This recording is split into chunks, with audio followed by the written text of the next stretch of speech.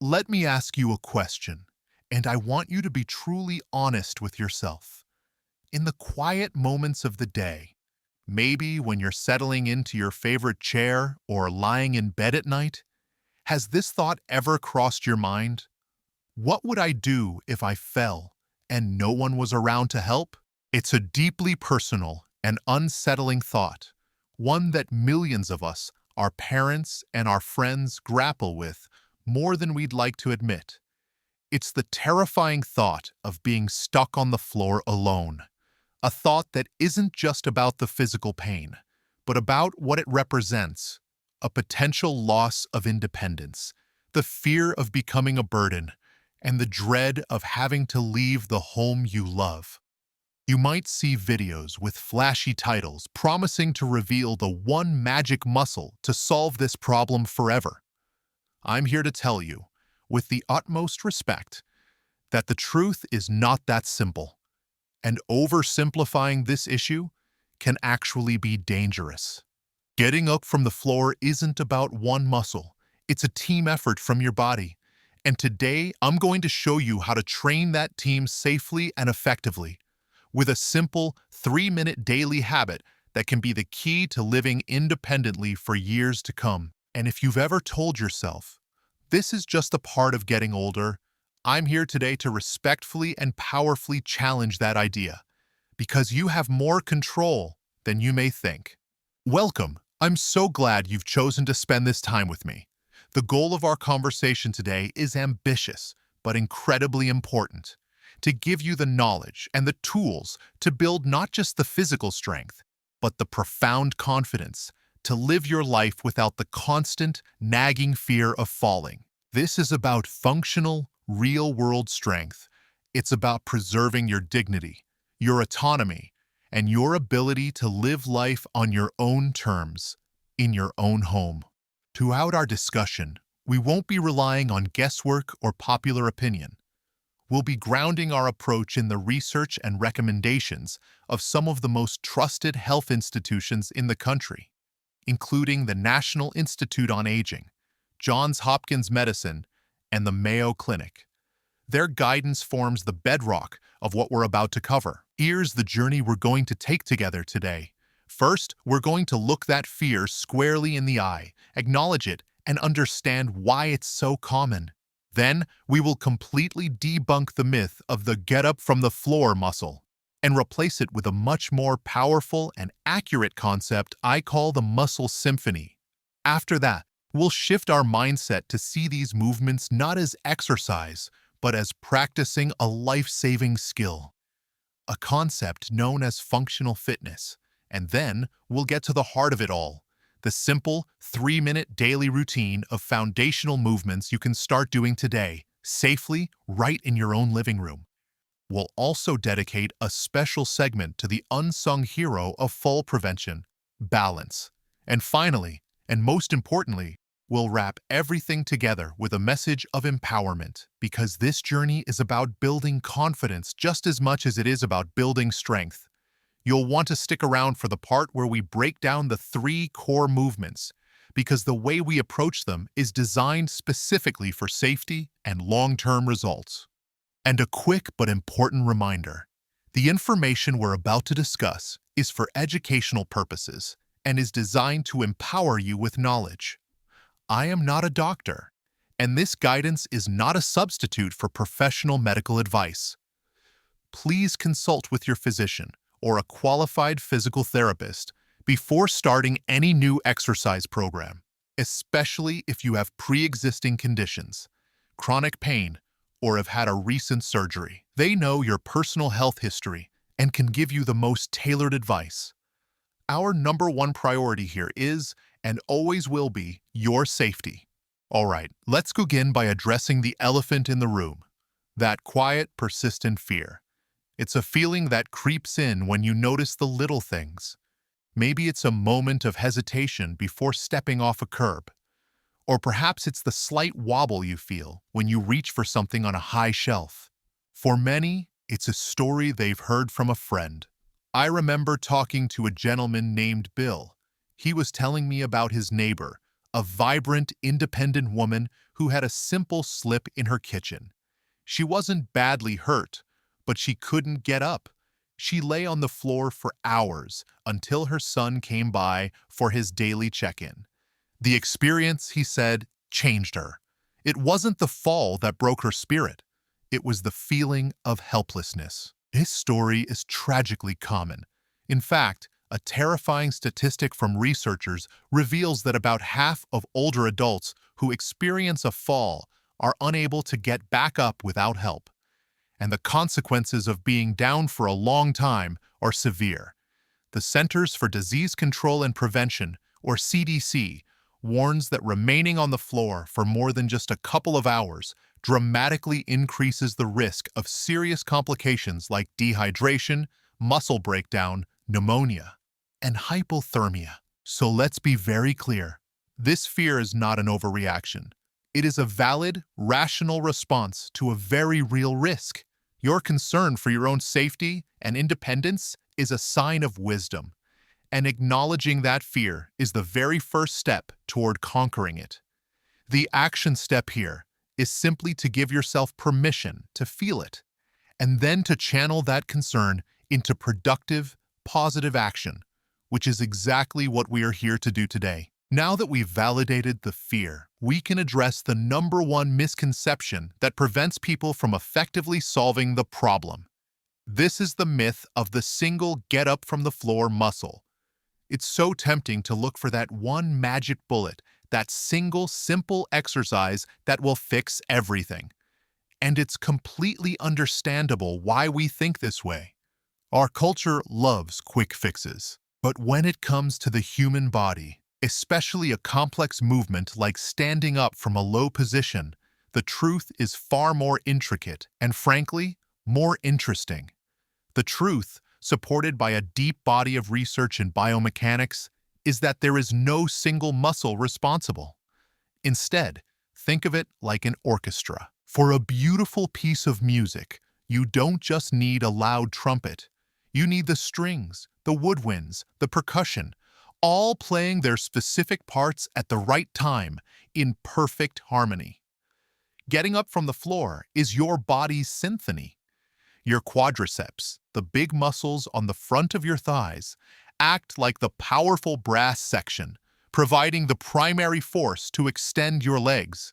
Your glutes and hamstrings, in your backside and the back of your thighs, are the deep, resonant cellos and basses, providing stability and power to lift your torso. Your core muscles, the deep abdominal and back muscles, are the conductor, keeping the entire operation stable, coordinated, and preventing your body from twisting or buckling. And your upper body, your shoulders, chest, and arms, are the versatile woodwinds and percussion, ready to assist by pushing off the floor or a piece of furniture. When you try to train only one of these sections, say by just doing leg lifts, the symphony falls apart. It's like having the trumpets play a solo when you need the whole orchestra. A study published in the National Library of Medicine highlighted this very point, showing that functional movements requiring coordination between multiple muscle groups are far superior for fall prevention than isolated exercises. So the action step here is a crucial mental shift. Stop searching for the magic muscle. Instead, start thinking, how can I train my entire team, my body's orchestra, to work together? This simple change in perspective is the foundation for everything that follows. It moves you from a place of frustration to a place of intelligent, holistic training. This idea of training the whole team brings us directly to our next crucial concept, reframing exercise as practicing a life-saving skill. For many of us, the word exercise comes with a lot of baggage. We might think of sweaty gyms, complicated machines, or routines that leave us feeling sore and defeated. Let's throw that word out for a moment. Instead, I want you to think of what we're doing as a fire drill. You don't practice a fire drill because you enjoy the loud alarm or the inconvenience of leaving the building.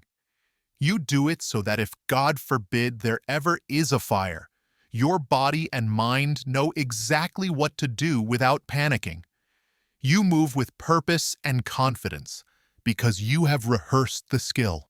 This is what we call functional fitness. We are practicing the exact movements our bodies need to perform a critical, real-world task, getting up safely. The National Institute on Aging, one of the leading authorities on senior health, outlines the recommended steps for getting up from a fall. It involves a sequence. First, you take a moment to rest and check for injuries. Then, you roll onto your side and push up to a hands and knees position. Finally, you crawl to a sturdy piece of furniture, like a solid chair or a sofa, and use it to help you get up one leg at a time. I once worked with a woman named Eleanor. She hated the idea of working out, but when I reframed it for her and said, "Eleanor, we're just going to rehearse your independence drill for a few minutes each day," her entire attitude changed. It was no longer a chore. It was an act of self-preservation and empowerment. Your action step here is to adopt this mindset. Every time you do one of the movements we discuss, tell yourself, "I am practicing my safety drill. I am investing in my independence." This mental reframing is incredibly powerful. All right, let's just take a quick pause here. We're about halfway through our journey today, and we've already covered some crucial ground. We've looked the fear of falling directly in the eye and validated it. We've busted the myth of the single magic muscle and replaced it with the much more powerful concept of the muscle symphony. And we've reframed our entire approach from a dreaded workout to a rehearsal for a life-saving skill. We've laid the intellectual and emotional foundation. Now, we're about to transition into the practical, step-by-step habit you can start today. If this shift in thinking has already been helpful for you, if a little light bulb has gone off in your mind, I would be so grateful if you took just 1 second to tap that like button below this video. It's a small click for you, but it tells the folks here at YouTube that this is valuable information, and it helps get this message out to other people just like you, people who might be quietly searching for these very same answers. Thank you so much for that. Now, let's get to the heart of the matter. Let's talk about the 3-minute habit. Remember, this isn't one exercise. It's a short, powerful routine, a daily tribute to your muscle symphony. The goal here is consistency, not intensity. A few minutes every single day is vastly more effective than one exhausting hour once a week. We're going to build the routine around 3 simple foundational movements, each targeting a different section of your orchestra. We will start with the safest, most basic versions. The first movement is the seated leg extension. This is for the brass section, your quadriceps. Sit tall in a sturdy, armless chair with your feet flat on the floor. Don't slouch. Keep your back straight, engaging your core. Now, slowly and with control, extend one leg straight out in front of you until it's parallel with the floor, or as close as is comfortable. Squeeze that thigh muscle for a second, then slowly lower it back down. That's 1 repetition. The key here is slow and controlled. No swinging. You are lifting the weight of your own leg. This directly strengthens the primary muscles you need to push yourself up. Start with 5 repetitions on each leg. If that feels easy, work your way up to 10 or 12. The goal is to feel the muscle working, not to feel pain in your knee joint. If you feel a pinching or sharp pain, don't push through it. Just extend the leg as far as you can without pain. The second movement in our 3-minute habit is the powerhouse, the core of functional strength, the chair sit to stand. This movement is the ultimate rehearsal for your entire muscle symphony.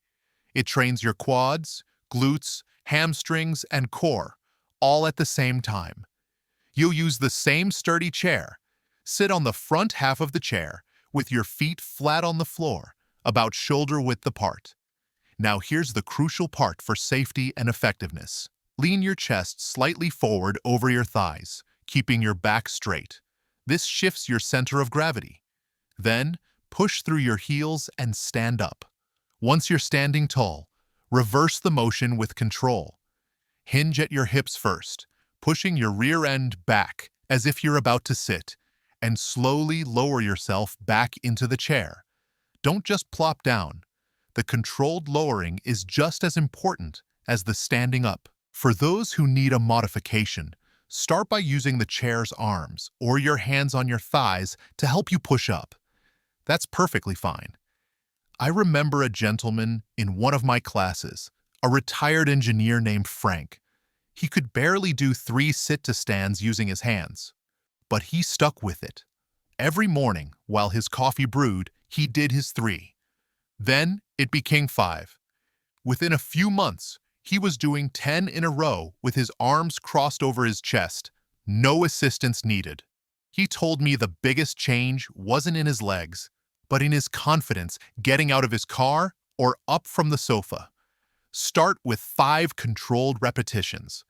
The action step is to find a 3-minute window in your day, maybe during a commercial break or while the kettle boils, and make these your non-negotiable habit. The final piece of our 3-minute routine targets the upper body and core, the section that helps you push off the floor or a piece of furniture. We'll do this with a wall push-up. This is a much safer alternative to floor push-ups for many seniors, as it puts less strain on the wrists and shoulders. Stand facing a clear wall, about arm's length away. Place your palms flat on the wall, at about shoulder height and shoulder width apart. Your feet should be firmly planted on the floor. Now, keeping your body in a straight line from your head to your heels. Don't let your back sag or your hips stick out. Slowly bend your elbows and lean your body toward the wall until your nose is close to it. Then, powerfully push back to the starting position. That's 1 repetition. You are training the chest, shoulder, and arm muscles that you would need in that crucial moment of pushing yourself off the ground or leveraging a chair. To make it easier, stand closer to the wall. To make it more challenging, step your feet further back. Perform about 8 to 10 repetitions. Now, we've built a solid foundation with our strength routine. But there's a critical component we must address. It's the unsung hero, the silent guardian of your independence: balance. You can have the strongest legs in the world, but if your balance system is not well trained, you are still at a high risk for a fall. Think of it this way. Strength is what gets you up, but balance is what prevents you from going down in the first place. Research from the Mayo Clinic has shown conclusively that balance exercises are a critical and often overlooked part of fall prevention. In fact, some studies have found that simple walking programs alone do not significantly reduce falls, but programs that combine strength with high-level balance training do. The great news is that you can train your balance safely at home. Here is the single most effective balance exercise you can do: the single leg stand. Stand next to something sturdy, like a kitchen counter or the back of a heavy, stable chair. Place your hand on it for support. Now, lift 1 foot off the ground just a few inches. Try to hold it for 10 seconds. Then, switch to the other foot. If this feels very easy, try holding on with just 1 finger. Then, try hovering your hand just above the support, ready to grab it if you need to. The goal is to eventually be able to hold the position for up to 30 seconds without any support, but you must progress slowly and safely. I had a client, a lovely woman named Sarah, who made this part of her daily toothbrushing routine. She'd hold on to the bathroom counter and practice her single leg stands for 30 seconds on each side, twice a day. She called it her wobble practice. Within a month, she reported feeling dramatically more stable when walking on uneven ground at the park. Your action step is to find a daily trigger, like brewing coffee, brushing your teeth, or waiting for the microwave, and attach this simple balance exercise to it. Never ever try this in the middle of an open room without support nearby. The point is to challenge your balance, not to cause a fall. If you ever feel significant dizziness or vertigo, that is a red flag, and it's something you should absolutely discuss with your doctor, as it could be related to an inner ear issue or other medical conditions. This brings us to a point that cannot be overstated, and that is our absolute commitment to safety and smart progression. Throughout this entire process, your body is the expert. You must learn to listen to it. The number one rule is that these movements should not cause sharp, shooting, or stabbing pain. Muscle fatigue or a gentle burn, that's normal. That's the muscle getting stronger. But pain is your body's warning signal, and you must respect it. If you feel pain, stop immediately. When you begin this 3-minute habit, the motto is start low, go slow. Maybe day 1 is just 3 chair stands and 3 leg extensions per leg. That is a fantastic start. It's a victory. Don't compare yourself to anyone else, or even to what you could do 20 years ago. The only comparison that matters is you yesterday versus you today.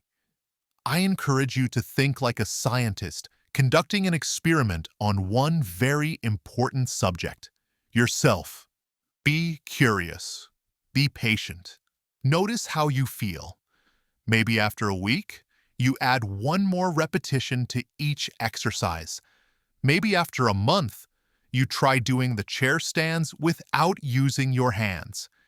This slow, gradual progression is the secret to building strength without risking injury. The biggest danger, according to physical therapists, comes from people doing too much too soon. A red flag would be any swelling in a joint, pain that lasts for hours after you've finished, or a feeling of instability. If you experience any of these, it's wise to scale back and, as always, consult with a healthcare professional to ensure you're on the right track. Your action step is to create a personal safety pledge. Before you begin each day, say to yourself, I will listen to my body. I will not push through pain. I will celebrate small progress.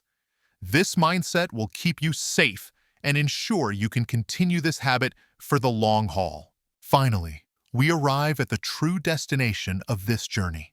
The physical strength you build is wonderful, but it's only a vehicle. The real prize is the destination, a life lived with confidence and empowerment. The goal of this 3-minute habit isn't just to be able to do 10 chair stands. It's the quiet confidence you feel when you bend down to pick up a grandchild's toy. It's the freedom to walk to the mailbox on a breezy day without a knot of anxiety in your stomach. It's the ability to say yes to a coffee outing with a friend because you're no longer afraid of navigating a busy cafe. The fear of falling is a heavy burden. It can make your world smaller, causing you to turn down invitations and avoid activities you once loved. This retreat from life, ironically, leads to more weakness and an even greater risk of falling, a vicious cycle that many people feel trapped in. This routine is your key to breaking that cycle. The National Council on Aging shares countless success stories of seniors who, through simple, consistent programs like this, have not just improved their mobility, but have reclaimed their social lives, their hobbies, and their sense of self. They tell stories of gardeners returning to their flower beds and travelers finally taking that trip they'd been putting off. Every time you complete your 3-minute routine, you are casting a vote for that future. You are sending a powerful message to your mind and your body. I am strong, I am capable, I am in control of my life. So let's bring it all home. Today, you've gained some incredible wins for your health and your future. You learned that the fear of falling is not only real and valid, but can be channeled into positive action. You've tossed out the dangerous myth of the magic muscle and embraced the powerful truth of the muscle symphony. The understanding that your whole body must work as a team. You now have a simple, powerful, 3-minute daily habit composed of seated leg extensions, chair sit-to stands, and wall push-ups, a routine designed to train your entire symphony safely.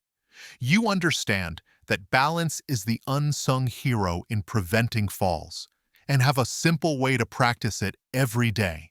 And most importantly, you have reframed this entire endeavor not as a chore, but as a daily practice of empowerment, a declaration of your intent to live a long, independent, and confident life. You hold the power to change your story from one of fear to one of strength.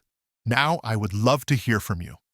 Which of the concepts we discussed today was the biggest aha moment for you? Was it the idea of the muscle symphony, the reframing of exercise as a safety drill, or something else entirely? Please share your thoughts in the comments below. Reading your experiences and insights helps everyone in this community learn and grow together. And if you found this deep dive conversation valuable, and if you want more content designed to help you age well and live with strength and dignity, please be sure to hit that subscribe button and ring that little notification bell so you don't miss our future videos. Thank you so much for investing this time in yourself today. It's the most important investment you can make. Be well, stay empowered, and I look forward to seeing you in the next video.